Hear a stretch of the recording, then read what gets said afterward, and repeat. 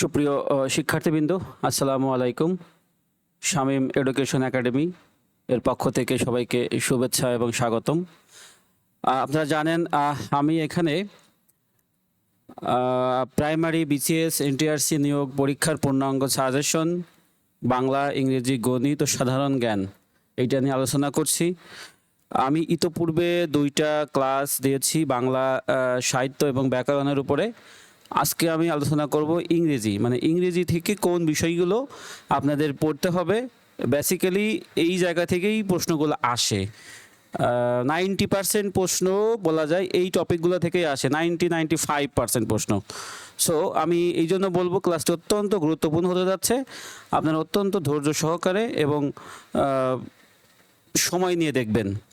আর এই ক্লাস শুরু করার আগে আপনারা পূর্ববর্তীতে 2টো ক্লাস হয়েছে বাংলা ব্যাকরণ এবং বাংলা সাহিত্যের উপরে, ওই 2টো ক্লাস দেখে আসবেন আশা করি, তাহলে আপনাদের সুবিধা হবে। তো ঠিক আছে, কথা না বাড়াই, আজকে আমি দেখব ইংরেজি ব্যাকরণ, মূলত ইংরেজি ব্যাকরণ পার্টটা, কোন পার্টগুলো আপনার জন্য বেশি গুরুত্বপূর্ণ। আমি প্রথমেই এখানে দেখতে পাচ্ছি যে এখানে পার্টস অফ স্পিচ, এটা নিয়ে একাধিক প্রশ্ন আসে। যদি ইংরেজি ব্যাকরণ থেকে 15টা প্রশ্ন হয় তাহলে 2টা প্রশ্ন মাস্ট বি, 2টা প্রশ্ন আপনি পার্টস অফ স্পিচ থেকে পাবেন। এখানে পার্টস অফ স্পিচ আইডেন্টিফাই করতে বলে, কারেকশন আসে, বিভিন্ন রকমের আসতে পারে। এই জন্য আপনি যখন এগুলো পড়বেন, ডিটেলস পড়বেন, তাহলে পার্টস অফ স্পিচ। আমি একটা তথ্য দিয়ে রাখি, আমি এই প্রত্যেকটা টপিকের ক্লাস আমি পর্যায়ক্রমে এখানে নিব। পাশাপাশি আমার নিজস্ব ওয়েবসাইট www.studypointall.com এবং আমার এই ইউটিউব চ্যানেলে আপনারা একই সাথেই ক্লাসগুলো পাবেন। আমার ওয়েবসাইটে এটার পিডিএফ নোট আকারে পাবেন, আর ইউটিউব চ্যানেলে ক্লাসগুলো যেভাবে প্রশ্ন পরীক্ষাতে আসে ঠিক সেইভাবেই পাবেন। তো আমাদের সাথেই থাকবেন আশা করি, এবং যদি আপনি আমাদের এই ক্লাসগুলো নিয়মিত দেখেন তাহলে আপনাকে কোথাও কোচিংয়ে যাওয়া লাগবে না। আশা করি বাসায় বসে আপনার পূর্ণাঙ্গ একটা প্রিপারেশন হয়ে যাবে। এবং পাশাপাশি আমি মডেল টেস্ট দিব, প্রচুর মডেল টেস্ট নিব। মডেল টেস্টগুলো যদি আপনি দিতে পারেন তাহলে আপনার পূর্ণাঙ্গ একটা প্যাকেজ কি বলে প্রিপারেশন হয়ে যাবে। তো তাহলে আমরা প্রথমে কি দেখলাম, প্রথমে পার্টস অফ স্পিচ, যে এখানে আমরা কি পড়বো। পার্টস অফ স্পিচ 8 প্রকার পার্টস অফ স্পিচই পড়বো।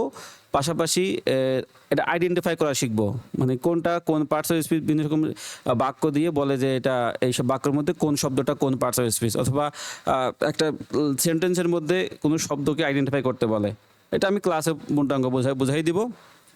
দ্বিতীয়ত আর্টিকেলটা আসলে খুব বেশি যে পরীক্ষায় আসে তা না, তবে এটা দশম গ্রেডের নিচেই যে পরীক্ষাগুলো এখানে বেশি আসে। তবে সব ধরনের পরীক্ষাতে এখানে আসে। আর্টিকেল বলতে শুধু এ অ্যান দিয়ে এর ব্যবহারই না, এখান থেকে কারেকশন আসে, এর গ্যাপ পূরণ আসে, বিভিন্নভাবে আসে। তো তৃতীয় নম্বরে আছে টেন্স এবং সিকোয়েন্স অফ টেন্স। আমরা জানি টেন্স থেকে একাধিক প্রশ্ন হয়, কারণ এই টেন্স আপনি যদি পারেন, আমি বলবো তাহলে আপনার ইংরেজি ব্যাকরণের সব বিষয়গুলো আপনার সহজ হয়ে যাবে। আর আমি একটা মাত্র ছকের মধ্যে টেন্স শেষ করে দেব। আপনারা এই ক্লাসটা আপনি দেখে নেবেন, অনলি একটা ছক বা একটা ছকের মধ্যেই আপনার টেন্স হয়ে যাবে, কোনো সূত্র লাগবে না। আর আমি গ্রামারটা শিখাই এভাবে, কোনো রকম কোনো সূত্র ছাড়া, কোনো রুলস ছাড়া আমি গ্রামার করার চেষ্টা করি, সম্পূর্ণ আমার পদ্ধতিতে। তো এই জন্য আপনারা আমার ক্লাসগুলো দেখবেন।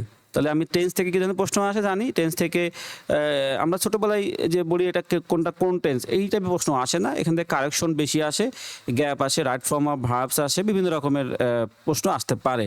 তো আপনার টেন্সটা পূর্ণাঙ্গ ধারণা রাখবেন। এরপরে ভয়েস, এটাতে একাধিক প্রশ্ন আসে, বিশেষ করে যারা প্রাইমারি পরীক্ষা দিবেন, প্রাইমারি বা এনটিআরসিএ, আসলে এটা সব পরীক্ষাতেই আসে। কারণ ভয়েস হলো আপনার কথা বলার স্টাইল। আমরা একটা মানুষ যত কথাই বলে তা দুটোভাবে কথা বলে, একটা অ্যাক্টিভভাবে বলে, একটা প্যাসিভভাবে বলে। এই জন্য এটা স্পিকিং ল্যাঙ্গুয়েজ এবং রিটেল ল্যাঙ্গুয়েজ সব জায়গায় খুবই গুরুত্বপূর্ণ হিসেবে দেখা যায়। তো আপনারা ভয়েসটা শিখবেন। আমি যখন ভয়েস শিখাবো দেখবেন কোনো নিয়ম ছাড়াই অনলি 3 থেকে 4টা সূত্র দিব। 3 থেকে 4টা সূত্রের মধ্যে অনলি একটা ছকের মধ্যে পুরো ভয়েসটা কাভার হয়ে যাবে। আপনারা ক্লাসটা যখন পাবেন তখন এটা বুঝবেন আশা করি। আর ভয়েস থেকে কী ধরনের প্রশ্ন হয়, ভয়েস চেঞ্জ আসে, কারেকশন আসে, রাইট ফর্ম অফ ভার্ব ভয়েসের ব্যবহার দেখা যায়, বিভিন্নভাবে আসতে পারে। ন্যারেশন, এটাও গুরুত্বপূর্ণ। নারেশন থেকেও প্রশ্ন প্রচুর আসে। নারেশনে যে ডিরেক্ট ইনডিরেক্ট এটা এই স্পিচ আকারে আসে, অনেক সময় গ্যাপ আকারে আসে, অনেক সময় চেঞ্জ করতে বলে, বিভিন্নভাবে প্রশ্নটা আসে। তো আমরা নারেশনটাও দেখব। এরপরে সাবজেক্ট ভার্ব এগ্রিমেন্ট, এটা কিন্তু খুব গুরুত্বপূর্ণ। এই সাবজেক্ট ভার্ব এগ্রিমেন্ট থেকে একাধিক প্রশ্ন হয়। সাবজেক্ট ভার্ব মানে সাবজেক্টের সাথে মিল রেখে ভার্বের যে ব্যবহারটা, হ্যাঁ, এটাকে বলে সাবজেক্ট ভার্ব এগ্রিমেন্ট। মানে সাবজেক্ট কেমন হলে ভার্ব কেমন হবে, অর্থাৎ সিঙ্গুলার প্লুরালের সাথে ভার্বের যে সম্পর্ক, বিভিন্ন রকমের ব্যবহার আছে। তো যখন আমি সাবজেক্ট ভার্ব এগ্রিমেন্ট ক্লাসটা নিব, এখানেও আমি মাত্র কয়েকটা টিক্সে 4 থেকে 5টা টেকনিকের মধ্যেই আমি এটা শেষ করে দিব। তখন আপনি ক্লাসটা দেখবেন, তখন বুঝবেন এটা আসলে অনেক সহজ একটা জিনিস এবং এখান থেকে অনেক প্রশ্ন পরীক্ষাতে আসে। সো এটাও অনেক গুরুত্বপূর্ণ একটা বিষয় বলা যেতে পারে।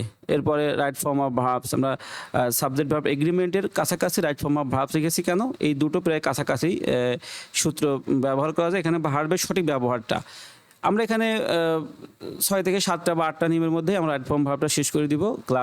ক্লাস দেখার জন্য আমি আমন্ত্রণ জানাচ্ছি, ওই সময় আপনারা এটা পাবেন। এখানেও রাইট ফর্ম ভাব থেকে আমার একাধিক প্রশ্ন হয়। আমরা জানি প্রিপোজিশনটা অত্যন্ত গুরুত্বপূর্ণ। প্রিপোজিশনের ব্যবহার হয়, অ্যাপ্রোপ্রিয়েট প্রিপোজিশন বসে, মানে কিছু শব্দের সাথে কিছু প্রিপোজিশন ফিক্সড, যেখানে কোনো নিয়ম ব্যবহার হয় না। তো এই জন্য প্রিপোজিশনটা অত্যন্ত গুরুত্বপূর্ণ। আমি খুব দ্রুতই প্রিপোজিশনের একটা পিডিএফ আমার যে ওয়েবসাইট বললাম কি www.study study point POINT study point all.com, এই ওয়েবসাইটে আপনারা যদি ভিজিট করেন তাহলে আপনি আমার কি বলে ওয়েবসাইটটা পেয়ে যাবেন এবং আপনি এখানে আপনার প্রয়োজনীয় সব কিছু আপনারা এখানে পাবেন। সো আপনাদের আমি দেখার জন্য আহ্বান করছি, এই আমার ওয়েবসাইটটা আপনি যাবেন, যে এখানে আপনার প্রয়োজনীয় সব কিছু পাবেন। আমরা পরবর্তীটা দেখি, ট্রান্সফরমেশন অফ সেন্টেন্স। আচ্ছা, ট্রান্সফরমেশন অফ সেন্টেন্সের অলরেডি ক্লাস দেওয়া আছে, এটা বেসিক ক্লাসগুলো আমার দেওয়া আছে। ট্রান্সফরমেশন অফ সেন্টেন্সের বিভিন্ন রকমের হয়। আমরা এমনিতে according to meaning, according to structure, এই দুই ধরনের যেগুলো আমি অলরেডি আমার ইউটিউব ক্লাসে দেওয়া আছে, আপনি দেখে নিন বেসিকগুলা। আমি এখান থেকে কী ধরনের প্রশ্ন হয় সেটা আমি খুব দ্রুতই দিব, এটার কাজ চলমান। তো ট্রান্সফরমেশন অফ সেন্টেন্সটা আমরা দেখবেন। এখানে দেখেন আমরা কিন্তু এর প্রচুর নিয়ম জানি, এত নিয়ম প্রয়োজন নাই, হাতে গোনা কয়েকটা নিয়ম যেগুলো বেসিক নিয়ম, এগুলো পারলে আপনি পাবেন। যেমন অ্যাসার্টিভ থেকে ইন্টারোগেটিভ 1 থেকে 2টা, সিম্পল কমপ্লেক্স কম্পাউন্ডের 4 থেকে 5টা আমি অলরেডি ক্লাস নিয়েছি, আপনারা দেখতে পারেন এই ক্লাসগুলো। এই ট্রান্সফরমেশন অফ সেন্টেন্স থেকে আমাদের প্রশ্ন আসে, এখানটা লিঙ্কার আসে, তারপরে কানেক্টর বা লিঙ্কার একই রকমের বিষয়, আবার চেঞ্জিংটাও আসে, দেখা যায় আমাদের মাঝে মধ্যে দেখি। বিশেষ করে NTRCA এবং প্রাইমারি পরীক্ষাতে এখান থেকে প্রশ্ন বেশি দেখা যায়। এরপরে কমন এরর্স বা কারেকশন, এটা আমি বলে আসেছি। কারেকশনটা হলো সমস্ত গ্রামারের কম্বিনেশন, সম্পূর্ণ গ্রামার শেষ করার পরে আপনি কারেকশনটা ইজিলি পারবেন। তো আমি কিছু কমন কারেকশন আপনাদের শেখাবো, যেখান থেকে প্রশ্নগুলোই ঘুরে ফিরে আসে। ওকে, এরপরে স্পেলিং আমরা জানি, এগুলো আসলে আমাদের পড়তে হবে। ভোকাবুলারি, সিনোনিমস, অ্যান্টোনিমস পড়তে হবে, ইডিয়মস, ফ্রেজ পড়তে হবে, নাম্বার, জেন্ডার পড়তে হবে। তো এইগুলো আমি যদি পড়ি তাহলে আমাদের মোটামুটি হয়ে যাবে। ওই আমি উপরে যেগুলো বললাম এগুলো হচ্ছে খুব বেশি গুরুত্বপূর্ণ, মানে এগুলো গুরুত্বপূর্ণ, তবে তুলনামূলক একটু কম, তবে কম বলা যাবে না। যেমন এখান থেকে কন্ডিশনাল সেন্টেন্স, ইফের ব্যবহার, ইফের যে 3টা ব্যবহার আছে, এটা কিন্তু মাঝে মধ্যেই পরীক্ষাতে আসে, বিশেষ করে বিভিন্ন অ্যাডমিশন পরীক্ষাতে এখান থেকে কোশ্চেন বেশি দেখা যায়। রাইট ফর্ম ভার্বের মধ্যে আপনাদের এটা কভার হয়ে যায়, তবে আমি আলাদাভাবে এটা দিয়েছি কেন, আপনারা আলাদাভাবে এইটা পড়ে নিন, ইফের যে 3টা ব্যবহার আছে এইটা, তাহলে এখান থেকে আপনি প্রশ্ন আসলে আপনি পাবেন। এরপর মডিফায়ার্স আসে, অ্যাডজেক্টিভ এবং অ্যাডভার্বের যে ব্যবহারগুলো, তারপরে ট্যাগ কোশ্চেন আসে, পাংচুয়েশন কম, এগুলো খুব আসে না বললেই চলে, খুবই কম, দেখা যায় না। তো যদি সময় থেকে আপনারা এটা দেখে নেবেন। আমরা এরপর দেখেছি ক্লোজ থেকে প্রশ্ন মাঝে মধ্যে দেখা যায়। বিভিন্ন অ্যাডমিশন পরীক্ষাতে আবার এখান থেকে অনেক প্রশ্ন হয় ক্লোজ থেকে, তবে আমার চাকরি পরীক্ষাতে খুব বেশি দেখা যায় না, খুব কম। তো ডিটারমিনারটা মোটামুটি মাঝে মধ্যে দেখা যায়, মাঝে মধ্যে এইখান থেকে কোশ্চেন আসে, তবে খুব বেশি না, মানে সচরাচর দেখা যায়, হ্যাঁ দেখা যায়, এই জন্য এটা পড়তে পারেন। এবার ডিগ্রি, আমরা জানি ডিগ্রি যে 3টা পজিটিভ, কম্পারেটিভ, সুপারলেটিভ, এগুলো আমাদের অ্যাডমিশন পরীক্ষাতে বেশি আসে। জবের কারেকশনে আমরা মাঝে মধ্যে দেখতে পাই, কারেকশনের ক্ষেত্রে এটা লাগে, খুব বেশি না। কমপ্লিটিং সেন্টেন্স এটা আমরা জানি, বাক্য গ্যাপ থেকে গ্যাপ পূরণ করতে হয়। ওয়ার্ড ফরমেশন, এটা আমাদের কিন্তু প্রিফিক্স সাফিক্স এটার ব্যবহারটা এটাও মাঝে মধ্যে দেখা যায়, খুব বেশি না। আর ওয়ান ওয়ার্ড সাবস্টিটিউশন মানে একাধিক শব্দের পরিবর্তে একটি মাত্র শব্দ, এক কথা আমরা বলি এক কথায় প্রকাশ, এটাও পরীক্ষাতে দেখা যায়। হ্যাঁ, মানে খুব বেশি না, মাঝে মধ্যে আসে। তবে অ্যাডমিশন এগুলো কিন্তু খুব বেশি গুরুত্বপূর্ণ, যারা অ্যাডমিশন দেবেন এদের জন্য কিন্তু এটা বেশি গুরুত্বপূর্ণ। তো আমাদের আজকের ক্লাসটা এতটুকুই ছিল। তো আশা করি আপনাদের এই ক্লাসটা অনেক উপকার হয়েছে। যদি আপনাদের ক্লাসটা ভালো লেগে থাকে তাহলে আমি বলবো আমাদের চ্যানেলটি সাবস্ক্রাইব করতে এবং পাশাপাশি লাইক, কমেন্ট, শেয়ার করতে। এবং আপনাদের কোনো বিষয় যদি জানার থাকে তাহলে কমেন্টে জানাবেন এবং আমাদের প্রত্যেকটা ক্লাস আপনারা গুরুত্ব সহকারে দেখবেন, তাহলে আপনাদের একটা পূর্ণাঙ্গ প্রিপারেশন হয়ে যাবে।